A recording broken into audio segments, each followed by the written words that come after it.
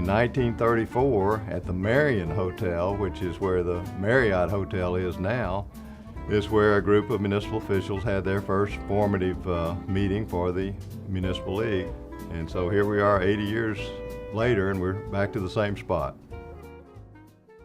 From the first convention at the Marion Hotel to our current headquarters on 2nd Street, the Arkansas Municipal League has seen its fair share of changes over the years. But it's only when you turn to look back and see how far you've been do you really get a sense of who you are. After 80 years of hard work and dedication to the well-being of our cities and towns, the League can look back with pride and know that we are an integral part of the cities and towns' successes in Arkansas. We've had major successes, like Act 165 of 1969, the League's successful attempt to overturn an Arkansas Supreme Court decision to abolish the common law tort immunity for municipalities. And tort immunity was restored by statute for the cities and towns of Arkansas, as well as other local government entities such as the school districts and the counties. And that act has literally saved Arkansas taxpayers millions and millions of dollars.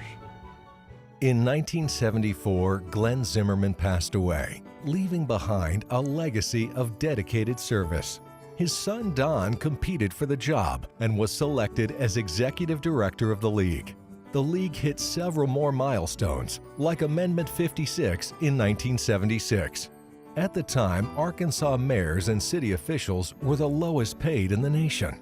Amendment 56 changed this. At that time, the governor's cap was $10,000.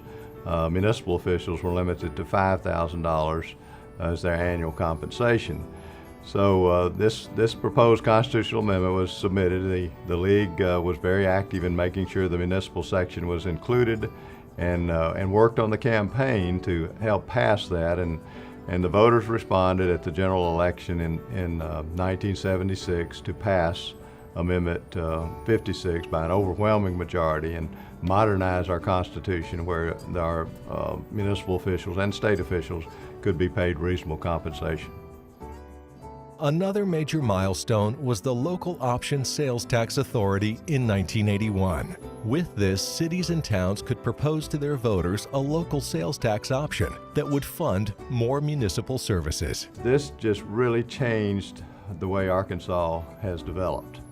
And it gave all of the cities the ability to do what their citizens wanted to do in the way of local improvements.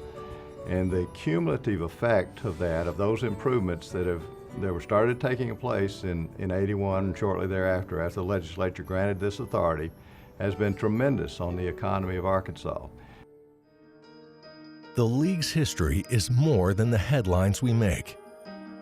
Our history is ultimately made up of hard-working municipal officials who are dedicated to serving the citizens of their hometowns. There have been many successes along the way, and there were some hard battles that were fought.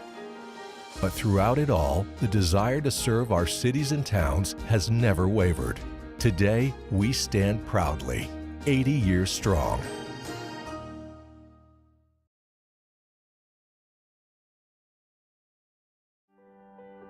Since its formation, the League has assisted municipalities around the state with several different programs. Many of you learned of our rich history and our many achievements at the 75th anniversary celebration. But a lot has happened in the last 5 years. Since then, cities and towns across our state have seen the fruits of our many programs, making a positive impact on their citizens' day-to-day lives.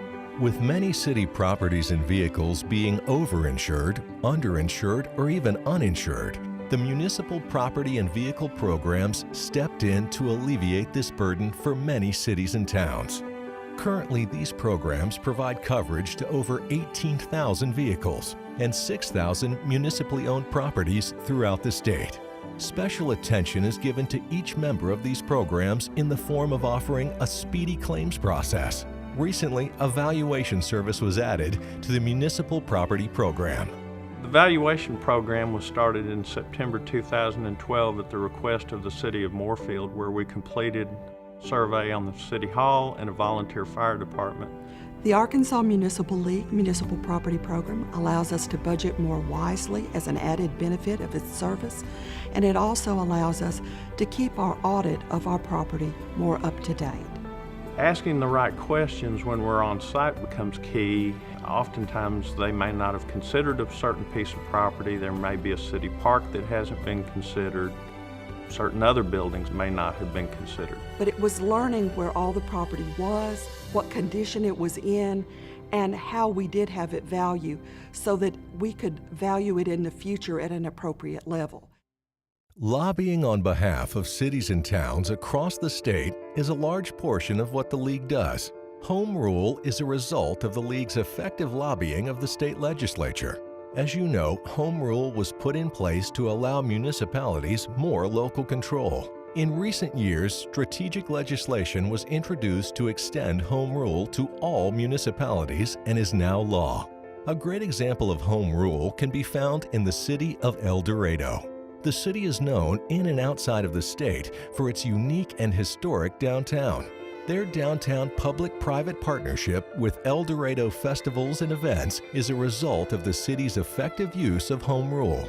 The partnership allows for the refinement of buildings and sidewalks using investments from both public and private sectors, and could not have been possible without the flexibility that home rule has given municipal officials. The sidewalks downtown were a problem. We've had trees that's been planted over the years. The sidewalks have just deteriorated. The city has been kind of avoiding that because there was always the issue who owned the sidewalks. Without the home rule benefit, we would have had to gone in for special legislative approval, at least consideration, and we don't know where that would have headed if we'd had to do that. And we know now that we legally own the sidewalks in the downtown area, so we're responsible for them. Therefore, we can spend public monies on them and get to where we need to go to have a beautiful downtown that welcomes everybody and it's a safe downtown. In 2012, Arkansas voters approved a constitutional amendment that increased the state sales tax for 10 years to fund highway improvements. On a permanent basis, 1 cent per gallon of the state motor fuel tax is now dedicated to the State Aid City Street Fund. With this, cities and towns are now able to improve the quality of their streets and have access to funds that were otherwise hard to come by for major street projects. We will give grants to communities all over the state of Arkansas by using some of the revenue that comes from the sale of gas. In the committee, we have awarded 72 projects so far, and there's 9 mayors on that committee.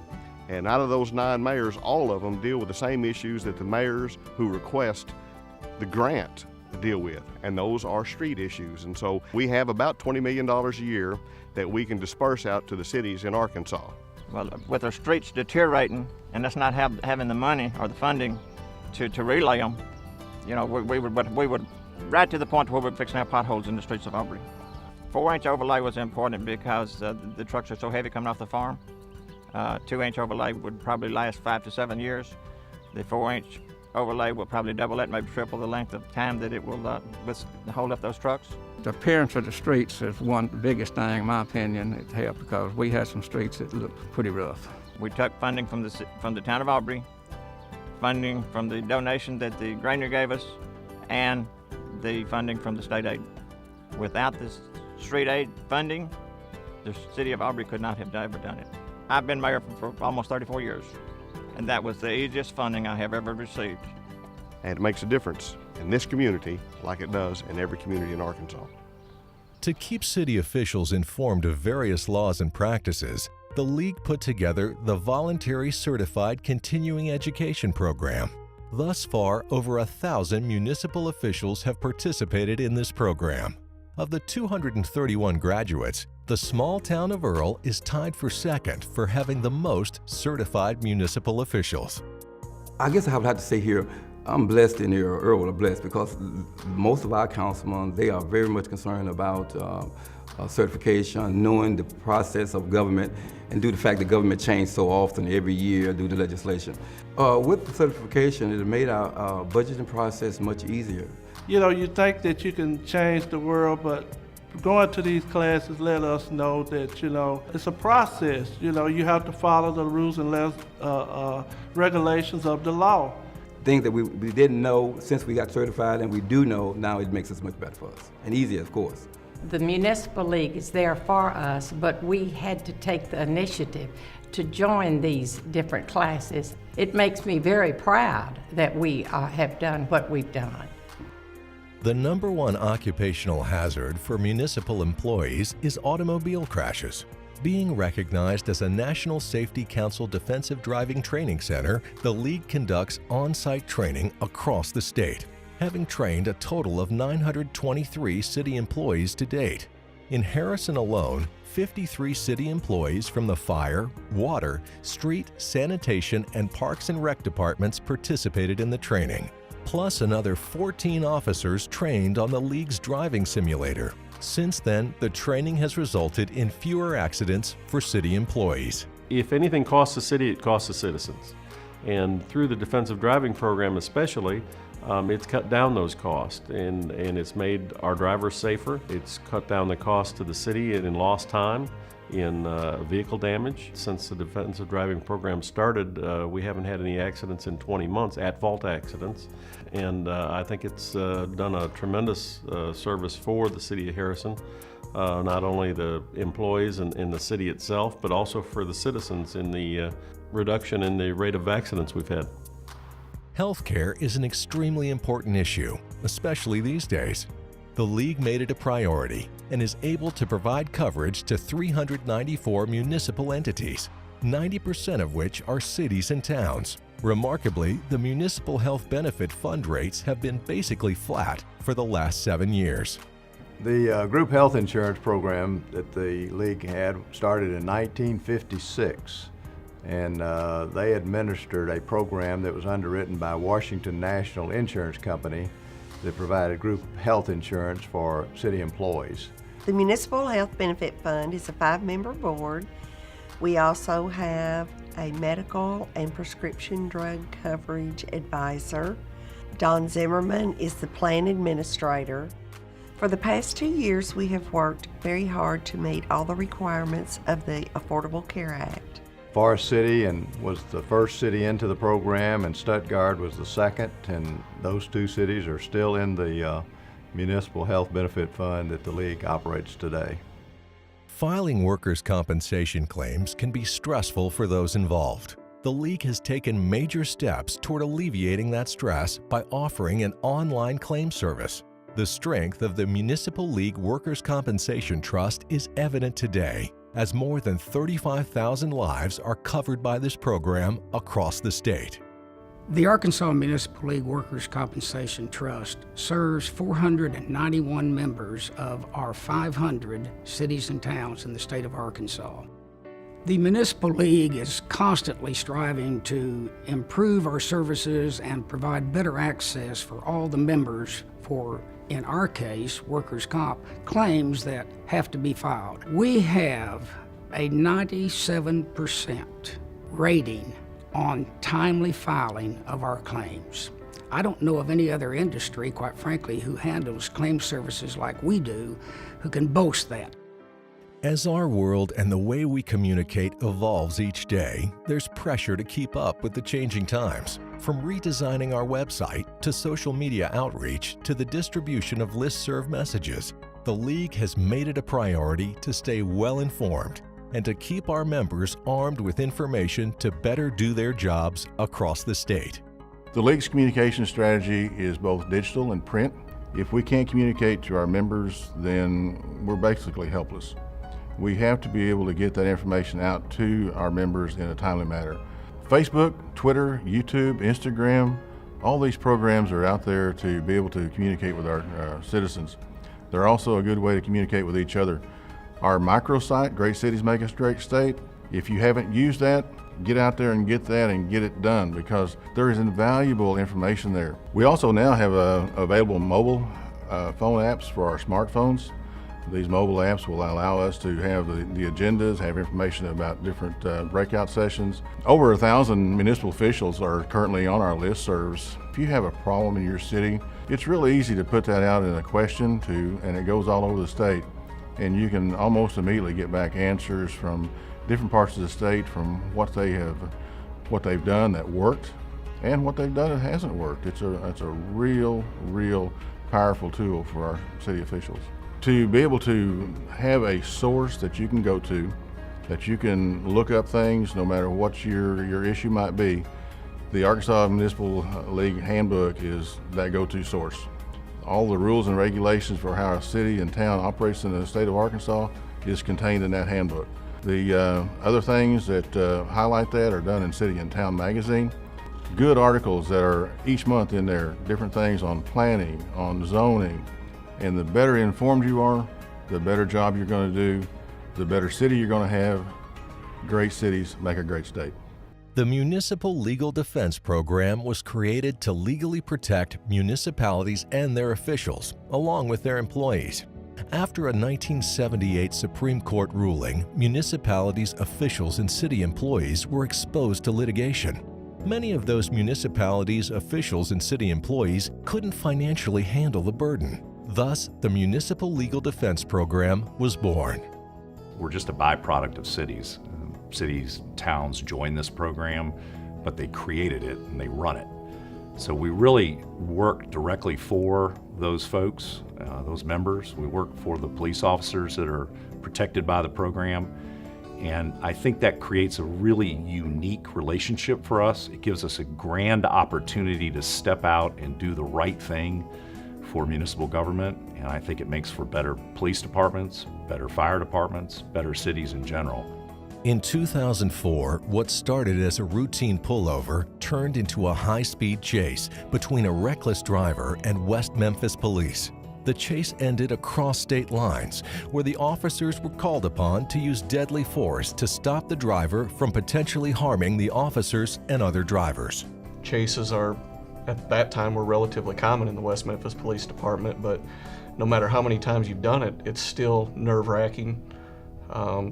Your heart's going a million miles an hour. Everything's happening so fast. This case really solidified my feeling toward the Legal Defense Fund, in as much as this case was a case that wasn't routinely covered by their regulations, since it occurred in two different states. We litigated those cases in federal court for a while. We lost our arguments in front of the federal district judge in Tennessee, so we appealed up to Cincinnati, which is the Sixth Circuit Court of Appeals. The Sixth Circuit Court of Appeals found the officers had violated the Constitution.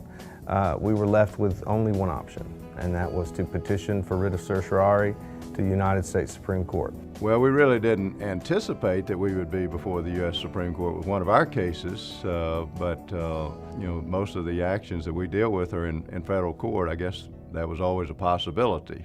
This year, the United States Supreme Court, of all the petitions submitted to it, took only 70 cases. So we feel very fortunate that our case was accepted, considered, and then the outcome, we're very happy with the outcome.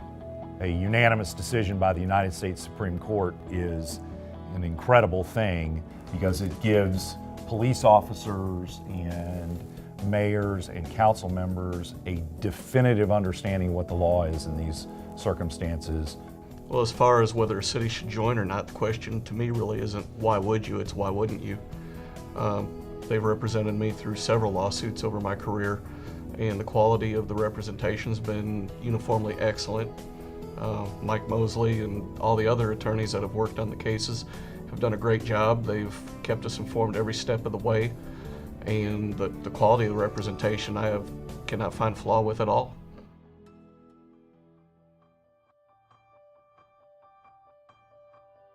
All the Municipal League programs are very valuable to the city. I feel that the Municipal League is there to support us at all turns. Mark, along with the colleagues at the Municipal League, has been a really good teaching inspiration to us. They understand municipality uniquenesses.